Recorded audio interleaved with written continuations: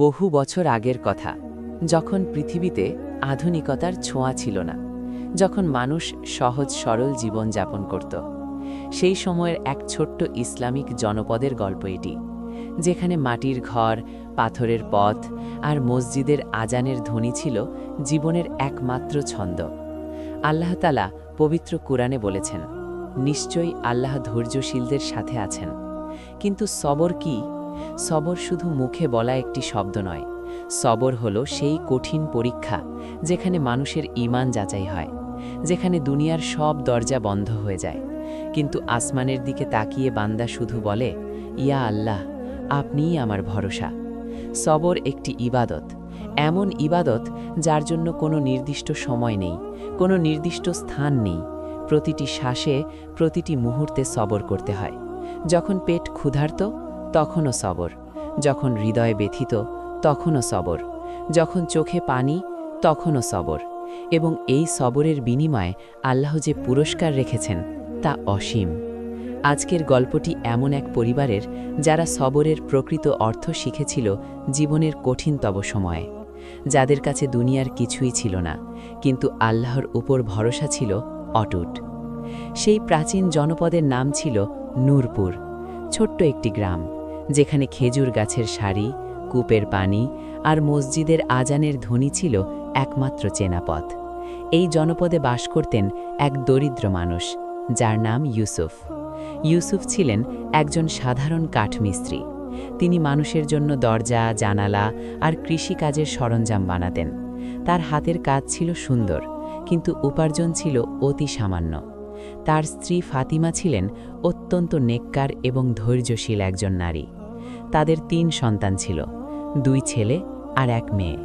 তাদের ঘরটি ছিল মাটি আর খড়ের তৈরি। দেয়ালে ফাটল ছিল, বৃষ্টির দিনে পানি পড়ত ভেতরে, কিন্তু সেই ছোট্ট ঘরেই ছিল শান্তি, ছিল আল্লাহর জিকির। ফজরের নামাজের পর ইউসুফ কোরআন তিলাওয়াত করতেন, আর ফাতিমা সন্তানদের দ্বীনের শিক্ষা দিতেন। প্রতি শুক্রবার ইউসুফ নিজের হাতে তার কাপড় ধুয়ে পরিষ্কার করতেন। তারপর মসজিদে জুমার নামাজে যেতেন। তার কাছে ভালো কাপড় ছিল না, কিন্তু যা ছিল তা সবসময় পরিচ্ছন্ন রাখতেন।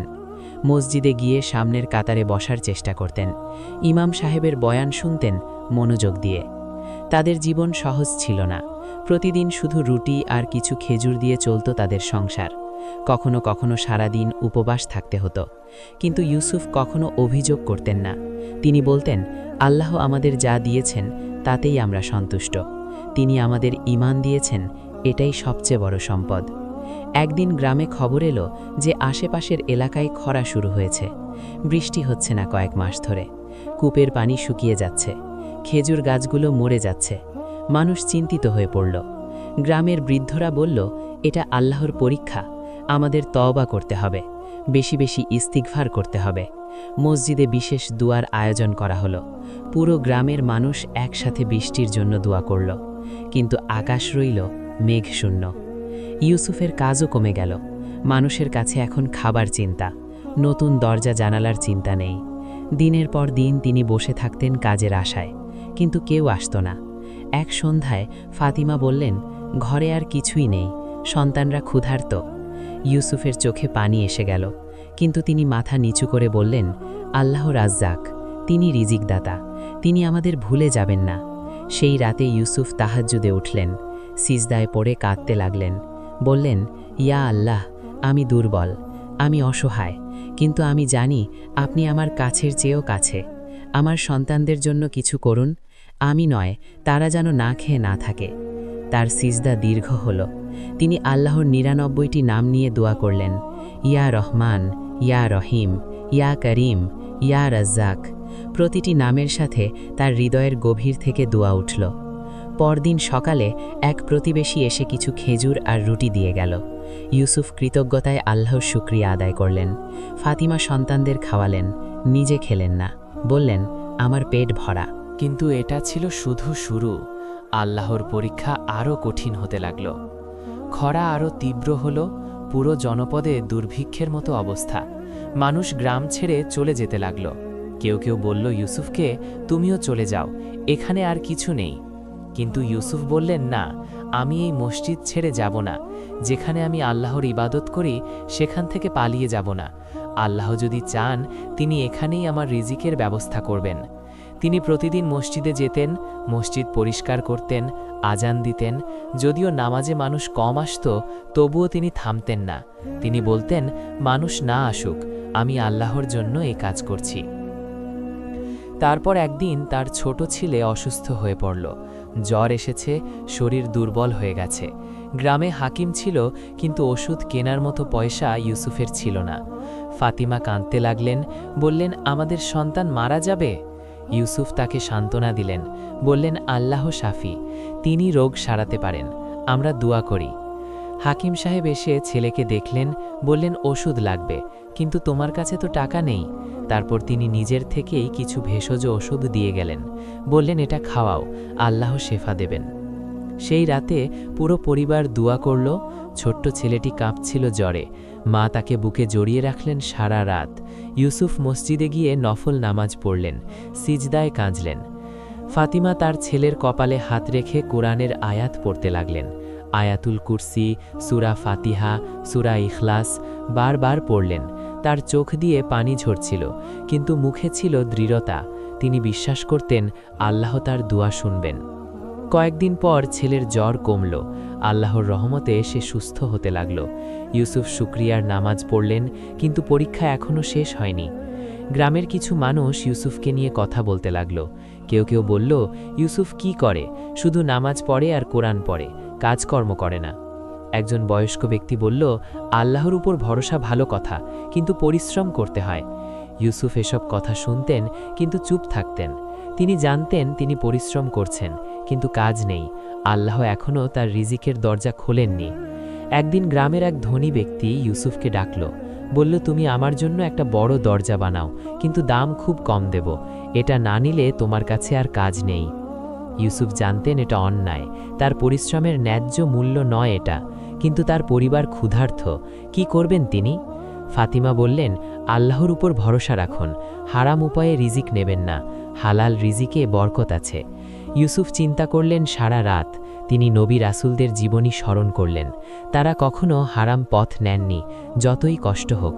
তিনি মনে মনে বললেন, আমি তাদের উম্মত, আমিও তাদের পথ অনুসরণ করব। ইউসুফ সেই কাজ প্রত্যাখ্যান করলেন। ধনী ব্যক্তি রেগে গেল, বলল, তুমি পাগল হয়ে গেছ। সেই রাতে ইউসুফের ঘরে কিছুই ছিল না, না খাবার না পানি। কূপ শুকিয়ে গেছে, সন্তানেরা কাঁদছে। ফাতিমা নিজেকে সংযত রাখার চেষ্টা করছেন। ইউসুফ আবার তাহাজ্জুদে উঠলেন। এবার তিনি আর শব্দ করে কাঁদলেন না, শুধু চোখের পানি ঝরল। বললেন, ইয়া আল্লাহ, আমি কি ভুল করছি? আমি কি আপনার রাস্তায় আছি? দয়া করে আমাকে পথ দেখান। দিন গড়াতে লাগল, মাস পার হতে লাগল। খরা আরও ভয়াবহ হল। গ্রামে এখন প্রায় কেউ নেই, যারা আছে তারা নিজেদের নিয়েই ব্যস্ত। ইউসুফের বড় ছেলে একদিন বলল, আব্বু, আমি অন্য গ্রামে কাজ খুঁজতে যাব। ইউসুফের মন ভেঙে গেল। তার ছেলে মাত্র 13 বছরের, কিন্তু পরিবারের জন্য সে দায়িত্ব নিতে চাইছে। ইউসুফ বললেন, না বাবা, তুমি ছোট, আল্লাহ আমাদের দেখছেন, সবর করো। কিন্তু ছেলে বলল, আব্বু, আম্মি কতদিন না খেয়ে থাকছে, আমার ছোট ভাই বোনেরা কাঁদছে, আমি চুপ করে বসে থাকতে পারছি না। সেই কথা শুনে ইউসুফের বুক ফেটে গেল। একজন বাবা হিসেবে তিনি কতটা অসহায় বোধ করলেন। তিনি তার ছেলেকে বুকে জড়িয়ে ধরলেন, বললেন, বাবা, তোমার এই মনোবল দেখে আমি গর্বিত, কিন্তু আরেকটু সবর করো, আল্লাহ অবশ্যই আমাদের সাহায্য করবেন। সেই রাতে ইউসুফ আর ফাতিমা সারা রাত জেগে রইলেন। দুজনে কথা বললেন। ফাতিমা বললেন, হয়তো আমাদের পরীক্ষা এখনও শেষ হয়নি, হয়তো আল্লাহ আমাদের আরও ধৈর্যশীল বানাতে চান। ইউসুফ বললেন, নবী আইয়ুব আলাইহিসসালামের কথা মনে আছে? তিনি কত বছর রোগে ভুগেছিলেন, কিন্তু তিনি সবর করেছিলেন। শেষে আল্লাহ তাকে সুস্থ করেছিলেন। হয়তো আমাদেরও সেই রকম সবরের পরীক্ষা। ফাতিমা বললেন, নবী ইউসুফ আলাইহিসসালামের কথাও মনে করুন। তিনি কূপে ফেলে দেয়া হয়েছিলেন, দাস হিসেবে বিক্রি হয়েছিলেন, জেলে গিয়েছিলেন, কিন্তু শেষ পর্যন্ত আল্লাহ তাকে মিশরের শাসক বানিয়ে দিলেন। আমাদেরও ভরসা রাখতে হবে। এই কথাগুলো তাদের মনে সাহস জোগালো। তারা বুঝলেন আল্লাহর পরিকল্পনা তাদের চিন্তার বাইরে। কয়েক মাস পর যখন সবাই ভেবেছিল আর কোনো আশা নেই, তখন একদিন আকাশে মেঘ জমল। মানুষ আকাশের দিকে তাকিয়ে থাকল। শিশুরা হাততালি দিতে লাগল, বৃদ্ধরা দোয়া করতে লাগল। তারপর বৃষ্টি শুরু হলো, প্রথমে হালকা, তারপর ঝরঝর করে।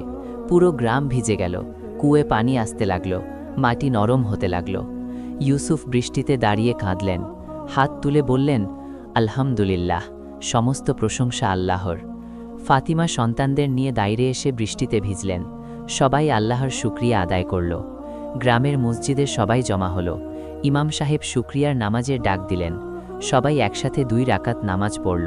তারপর সবাই দোয়া করল, ইয়া আল্লাহ, আপনি আমাদের উপর রহম করেছেন, আমরা আপনার কৃতজ্ঞ বান্দা। কিন্তু এখনও খাবার নেই, এখনও রিজিকের ব্যবস্থা হয়নি, শুধু বৃষ্টি এসেছে। কয়েকদিন পর গ্রামে এক বয়স্ক ব্যক্তি এলেন। তিনি দূরের এক শহর থেকে এসেছেন। তিনি খুঁজছেন একজন দক্ষ কাঠমিস্ত্রিকে। কেউ একজন ইউসুফের নাম বলল। ইউসুফ খুব ভালো কাজ করে, কিন্তু সে খুবই দরিদ্র। সেই বয়স্ক ব্যক্তি ইউসুফের কাছে এলেন।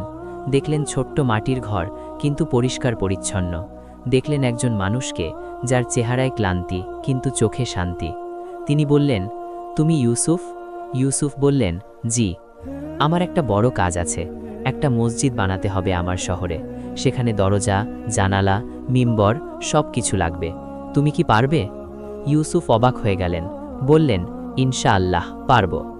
বয়স্ক ব্যক্তি বললেন, আমি তোমার সততার কথা শুনেছি তুমি হারাম রিজিক নাও না, এই জন্যেই তোমাকে খুঁজে এনেছি। আল্লাহর ঘরের কাজ সৎ মানুষ দিয়েই করাতে চাই। সেই বয়স্ক ব্যক্তি ছিলেন একজন ধনী ব্যবসায়ী। তিনি আল্লাহর রাস্তায় একটা মসজিদ বানাতে চান। তিনি ইউসুফকে অগ্রিম কিছু টাকা দিলেন এবং বললেন, তুমি এখানে থেকে কাজ করো, আমি প্রতি মাসে তোমার কাছে আসব। ইউসুফ সেই টাকা হাতে নিয়ে কাঁপতে লাগলেন। এত টাকা তিনি জীবনে দেখেননি। ফাতিমা কাঁদতে লাগলেন খুশিতে। সন্তানেরা বাবার গলা জড়িয়ে ধরল। সেই রাতে ইউসুফ দীর্ঘ সিজদা দিলেন, বললেন, ইয়া আল্লাহ, আপনি আমাকে ভুলে যাননি, আপনি আমার দুয়া শুনেছেন। আপনার কাছে কৃতজ্ঞতা প্রকাশ করার ভাষা আমার নেই। তিনি মনে মনে ভাবলেন, কত মাস ধরে তিনি সবর করেছেন, কত রাত তাহাজ্জুদে কেঁদেছেন, কত দিন না খেয়ে থেকেছেন, কিন্তু আল্লাহ সব দেখেছেন। আল্লাহ তার প্রতিটা চোখের পানি গুনেছেন, আর আজ সেই সবরের ফল দিচ্ছেন। পরদিন থেকে ইউসুফ কাজ শুরু করলেন। তিনি দিনরাত পরিশ্রম করতে লাগলেন। প্রতিটা কাজ করলেন ভালোবেসে, সুন্দর করে, কারণ এটা আল্লাহর ঘরের জন্য। প্রথমে তিনি মিম্বর তৈরি করলেন, সবচেয়ে ভালো কাঠ বেছে নিলেন। প্রতিটা খোদাই করলেন যত্ন সহকারে। তারপর দরজা বানালেন, তারপর জানালা। প্রতিটা কাজে তিনি তার পুরো দক্ষতা ঢেলে দিলেন। কয়েক মাস পর মসজিদের কাজ শেষ হলো। সেই ব্যবসায়ী এসে দেখলেন এবং খুব খুশি হলেন। তিনি ইউসুফকে আরও পুরস্কার দিলেন এবং বললেন, তোমার মতো সৎ কারিগর আমি কমই দেখেছি, তুমি আমার জন্যে আরও কাজ করো। এভাবে ইউসুফের রিজিকের দরজা খুলে গেল। তিনি এখন নিয়মিত কাজ পেতে লাগলেন। তার সুনাম ছড়িয়ে পড়ল। কিন্তু ইউসুফ পরিবর্তন হলেন না। তিনি আগের মতোই বিনয়ী রইলেন। প্রতিদিন ফজরের নামাজের পর কুরআন পড়তেন, তাহাজ্জুদ পড়তেন, দরিদ্রদের সাহায্য করতেন। তিনি বলতেন, আল্লাহ আমাকে পরীক্ষা করেছেন দারিদ্র্য দিয়ে, এখন হয়তো পরীক্ষা করবেন সম্পদ দিয়ে, আমাকে সতর্ক থাকতে হবে। বৃষ্টির পর গ্রাম আবার সবুজ হয়ে উঠল। খেজুর গাছে ফল ধরল, কূপে পানি উঠল, মানুষ ফিরে আসতে লাগল। ইউসুফ এখন একটা নতুন ঘর বানালেন, পাথরের তৈরি, মজবুত, কিন্তু বিলাসবহুল নয়, সাধারণ। তিনি গ্রামের মসজিদও মেরামত করলেন নিজের টাকায়, নতুন মাদুর কিনে দিলেন, মসজিদের চারপাশে গাছ লাগালেন। একদিন সেই ধনী ব্যক্তি এলো যে তাকে কম দামে কাজ করতে বলেছিল। সে এসে বলল, ইউসুফ, আমার জন্য কাজ করবে? ইউসুফ হাসলেন, বললেন, ইনশাল্লাহ। কি কাজ? সেই ব্যক্তি একটু লজ্জিত হল, বলল, আমি তোমাকে সেদিন অপমান করেছিলাম, ক্ষমা চাই। ইউসুফ বললেন, আল্লাহ আপনাকে ক্ষমা করুন, আমিও ক্ষমা করলাম। তিনি সেই ব্যক্তির জন্যও কাজ করলেন, ন্যায্য মূল্যে, কোনো প্রতিশোধ নিলেন না, কারণ তিনি জানতেন ক্ষমা করাও একটা ইবাদত। ফাতিমা এখন অন্য দরিদ্র নারীদের সাহায্য করতেন, তাদের দিন শেখাতেন, সান্ত্বনা দিতেন, বলতেন, আমি জানি কেমন লাগে, কিন্তু সবর করো, আল্লাহ দেখছেন। তিনি নিজের অভিজ্ঞতা শেয়ার করতেন, বলতেন, আমরা কত কঠিন সময় পার করেছি, কিন্তু আল্লাহ আমাদের ছাড়েননি, তোমাদেরও ছাড়বেন না। ইউসুফের সন্তানরা বড় হলো, তারা দিনদার হলো। পিতামাতার সবর দেখে তারা শিখল কিভাবে আল্লাহর ওপর ভরসা করতে হয়। বড় ছেলে বলল, আব্বু, আপনি যখন সেই ধনী ব্যক্তির অন্যায় কাজ প্রত্যাখ্যান করেছিলেন, তখন আমরা ক্ষুধার্ত ছিলাম, কিন্তু আপনি হালাল রিজিকের উপর অটল ছিলেন, এটা আমি কখনো ভুলব না। ইউসুফ তার ছেলের মাথায় হাত রাখলেন, বললেন, বাবা, দুনিয়া ক্ষণস্থায়ী, কিন্তু আখিরাত চিরস্থায়ী। হারাম রিজিক আমাদের আখিরাত নষ্ট করে দিত। বছরের পর বছর কেটে গেল। ইউসুফ বৃদ্ধ হলেন, তার চুলদাড়ি সাদা হয়ে গেল, কিন্তু তার ঈমান আরও মজবুত হল। একদিন গ্রামের তরুণরা তার কাছে এসে বলল, চাচা, আপনি আমাদের বলুন, আপনি কিভাবে এত কঠিন সময় পার করলেন? আপনি হাল ছাড়লেন না কেন? ইউসুফ হাসলেন, বললেন, বাবারা, আমি তোমাদের একটা কথা বলি, আল্লাহ যখন কাউকে ভালোবাসেন তখন তাকে পরীক্ষা করেন। এই পরীক্ষা কষ্টের, কিন্তু এর পেছনে আল্লাহর হিকমত আছে। আমি যখন সবচেয়ে কঠিন সময় পার করছিলাম তখন আমার মনে হতো আল্লাহ আমাকে ভুলে গেছেন, কিন্তু না, তিনি একটা মুহূর্তের জন্য আমাকে ভুলেননি। তিনি আমাকে শক্তিশালী বানাচ্ছিলেন, তিনি আমার ঈমানকে পরিশুদ্ধ করছিলেন। সবর মানে শুধু চুপ করে বসে থাকা নয়, সবর মানে পরিশ্রম করা, দোয়া করা, আল্লাহর ওপর ভরসা রাখা এবং হারাম থেকে দূরে থাকা। আমি কখনো হারাম রিজিক নিইনি, যদিও আমার পরিবার ক্ষুধার্ত ছিল, এবং আল্লাহ আমাকে হালাল রিজিক দিয়েছেন, যাতে বরকত আছে। আরেকটা কথা মনে রাখবে, সবরের সাথে সাথে শুকরিয়াও গুরুত্বপূর্ণ। কষ্টের সময় সবর করো, আর ভালো সময় শুকরিয়া আদায় করো, দুটোই আল্লাহ পছন্দ করেন। মনে রাখবে, আল্লাহর রহমত আসতে দেরি হতে পারে, কিন্তু আসবেই। কখনো হতাশ হবে না, কখনো আল্লাহর রহমত থেকে নিরাশ হবে না। তরুণরা চোখের পানি মুছল, তারা বুঝল জীবনের প্রকৃত শিক্ষা কী।